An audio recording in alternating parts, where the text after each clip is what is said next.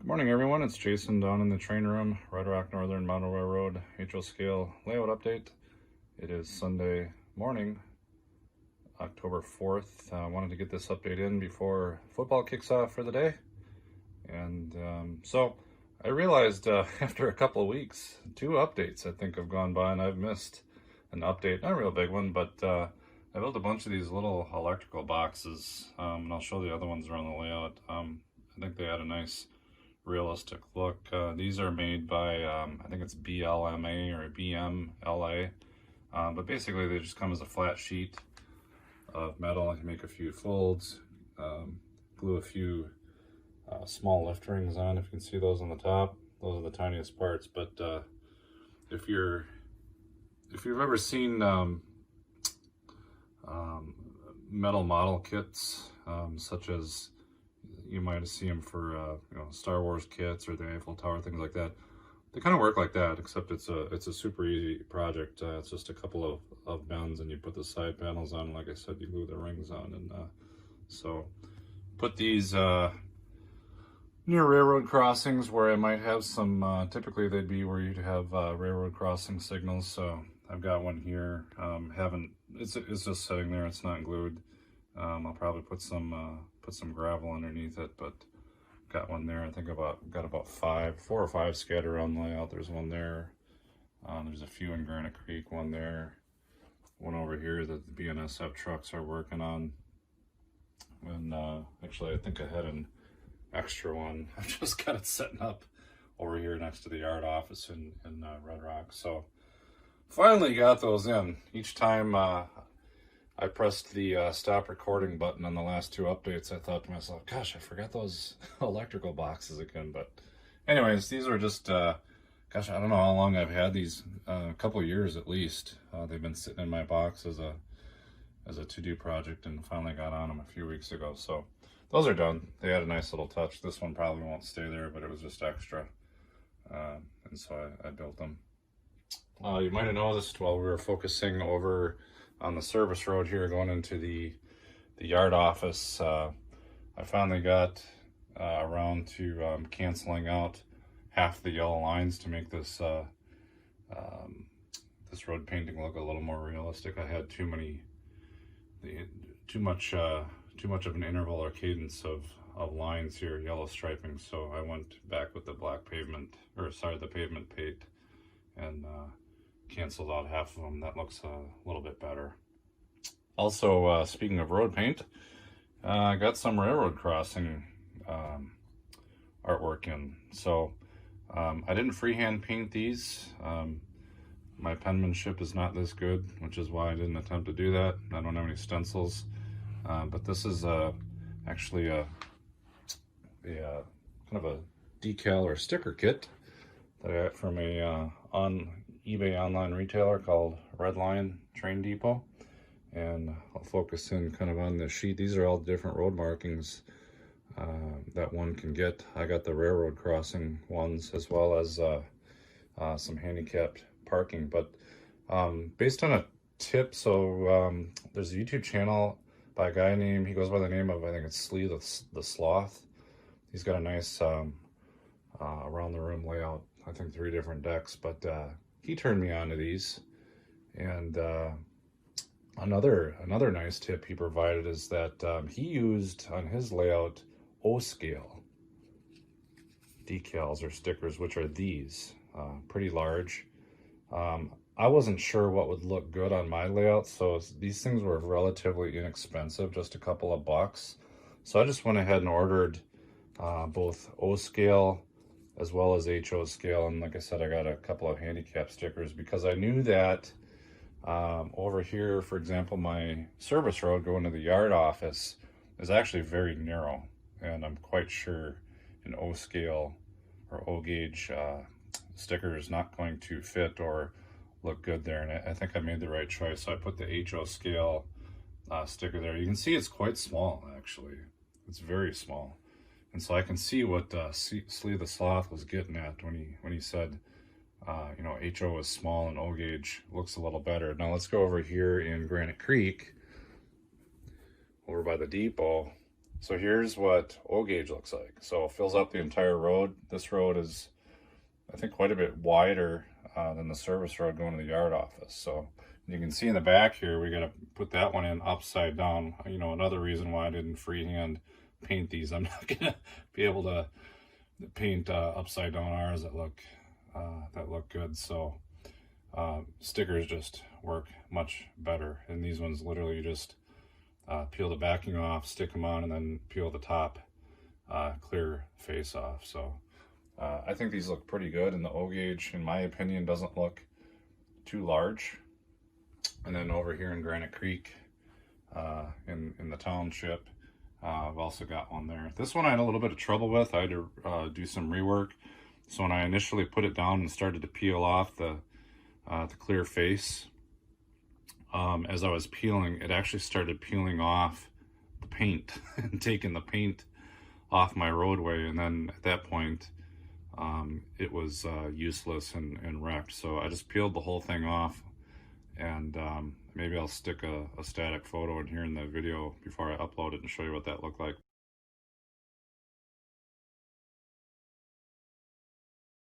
So I had to go back and put several coats of pavement paint back on this road, and then actually right before I pressed the record button, I reapplied the railroad crossing road marking here. So and I was much more careful, knowing that the paint will peel off this road actually pretty easy, because this is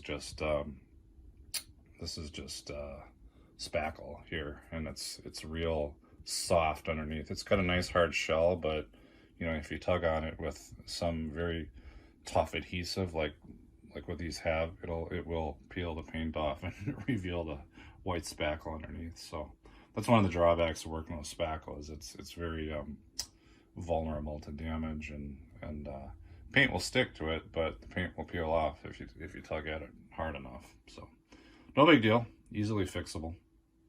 So got those markings in. Let's go over to, still in Granite Creek, we'll go over to Prairie Co-op. That's where I used the handicapped parking sticker. I used one there, as well as over at Gruesome Casket. You can see we've got a, looks like the local school district is having a field trip at Gruesome Casket. That should be interesting, but a little bright.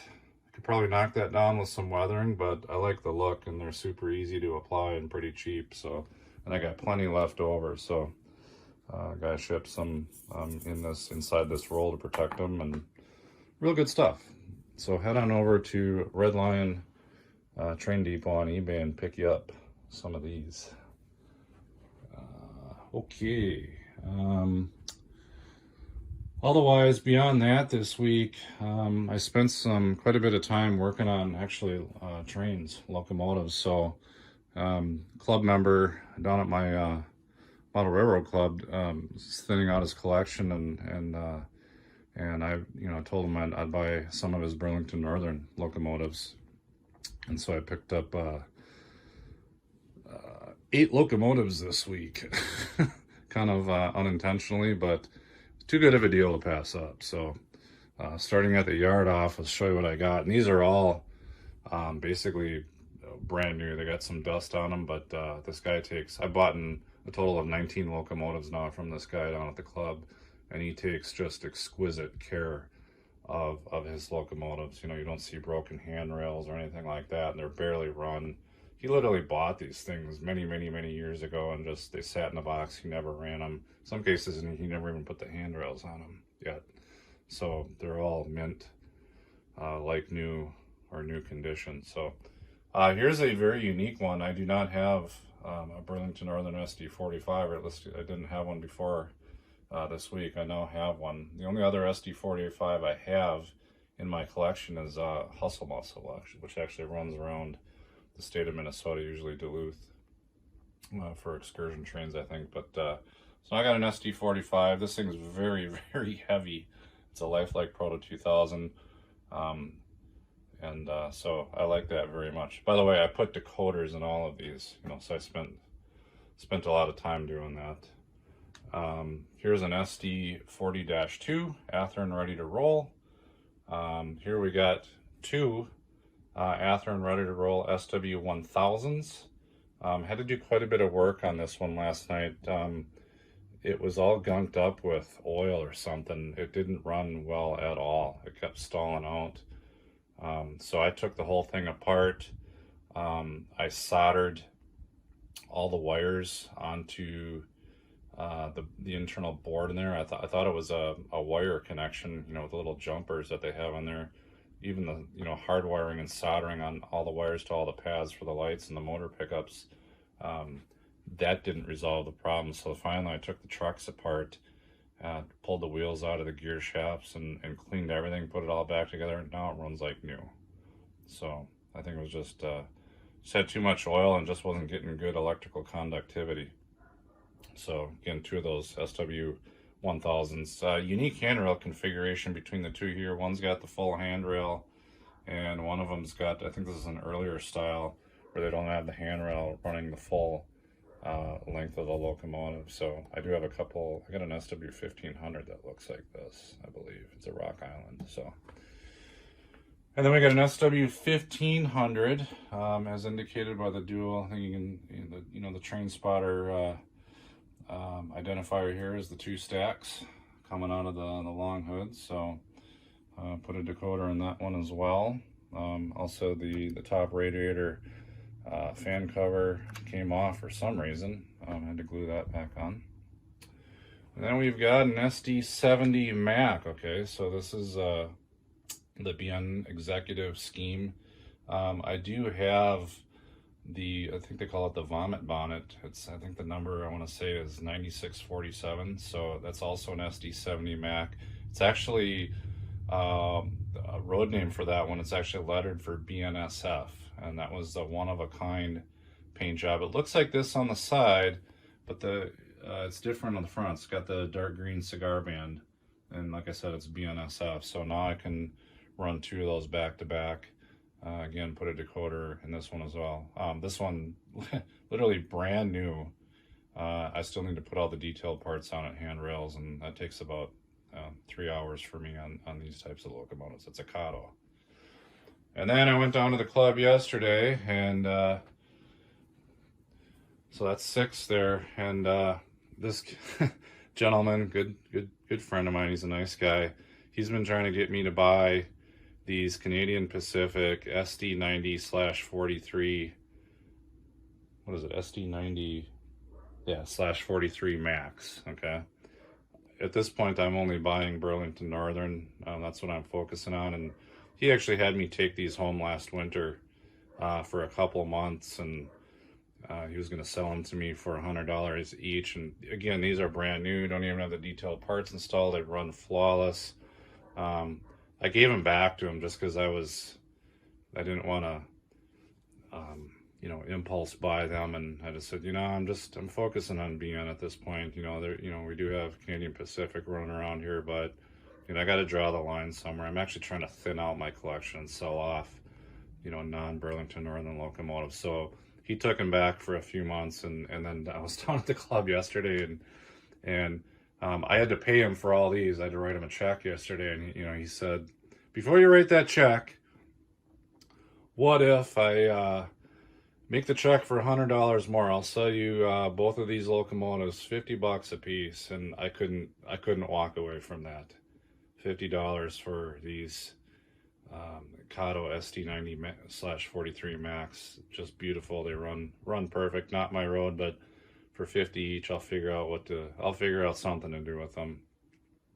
So I got to put the detailed parts on these as well. So I got a lot more locomotives that I got to put in my display case, and I'm gonna have to pull a few more probably BNSF units out and sell them. I've got a potential buyer on the line. I got 3 BNSF SD60Ms in Heritage 2 paint scheme. He's very interested in those. I think he's gonna take them. So that'll get three out and 8 in. Plus I got 2 more SD60Ms that I just bought online. So those are on the way. I don't even have them yet. Those have sound. All these have non-sound decoder, Digitrax decoders that I put in. So anyways, 50, 100, 50, 50, 50, 50, 20 bucks. He gave me this SD45 for, so I'm pretty pleased. I'm drowning in trains, but trying to make room for him. So anyways, I think that's about it for the updates. Oh, one more, sorry.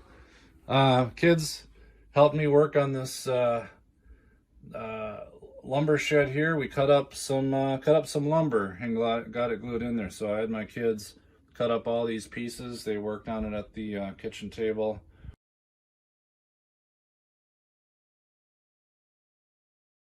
Friday, and then I got all the pieces glued together in random configurations, and just used some white Elmer's glue and stuck them in there. So I think that looks pretty good. You got dimensional lumber here and got a stack of plywood over there. So that didn't turn out too bad. And that was actually pretty easy.